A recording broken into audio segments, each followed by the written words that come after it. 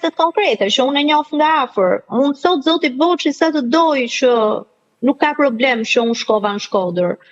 Sigurisht që nuk ka problem, sepse është një nga drejtuesit e Partisë Demokratike, por nga ana tjetër, hoqin zotin Boçi nga qarku ku zoti Boçi ka rezultuar fitues me 11.000 vota në 2021.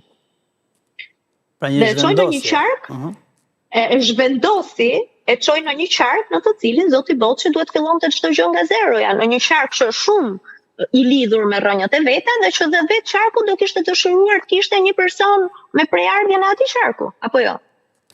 Po, dhe në fakt siç thot një shprehje shumë e njohur, duke bërë gjithmonë të njëjtën gjë nuk mund të pres një rezultat tjetër. Kështu që rezultati 2027-s besoj do të jetë në të njëjtën linjë, apo jo?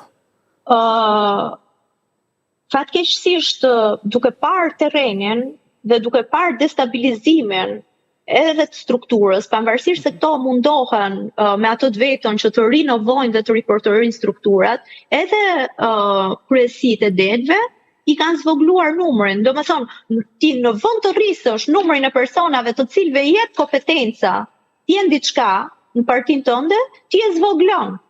E bën më private partinë. Atëherë si pretendon që të rezultosh fitues dhe të mbledhësh njerëz ndërkohë që ti po largon njerëz. E di Ermal se sa të pak nashur ka nga rezultatet e zgjedhjeve të fundit në kryesinë e PD-s Elbasanit. Kanë ngelur jashtë asaj kryesie figura që kanë qenë themeluese të Partisë Demokratike në Elbasan. Dhe janë absolutisht shumë të zhgënjur. Sepse bëjnë sikur i largojnë me votë. Por nuk janë vota reale këto. Këto janë vota të orientuara. Dhe në realitetet vogla, është shumë kollaj ti marrësh këto vota. Bëhen me gjëra banale, me nderët vogla. Bëhen edhe me një pjap meze dhe një gotë raki për fatkeq. Atëherë pastaj nuk shkojmë dot në vizion, apo jo? Nuk pretendojmë dot vizion e ndryshim. Prandaj është ajo që unë thash që në fillim që fatkeqësisht shikoj këtë degradim. Fatkeqësisht. Dhe kjo nuk më bën që unë të shpresoj që numri këshilltarëve në 2027 do dyfishohet për shembull, apo do shtohen edhe 4 apo 5 tjerë. Mos flasim pastaj që nuk dim akoma se si do hyjmë në lidhje me partitë e tjera, sepse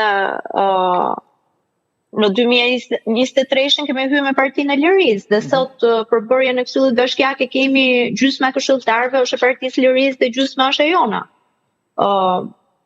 Nuk di çfarë do ndodhi në 2027, sepse sigurisht akoma nuk janë përcaktuar ato koalicionet që bëhen. Qartë, por nuk jam shpresë plot. Sidoqoftë uroj që të paktën për demokratët edhe për qytetarët që shpresojnë e besojnë të ndryshojë diçka. Shumë faleminderit për këtë komunikim të drejtë për drejtë. Ju faleminderit juve.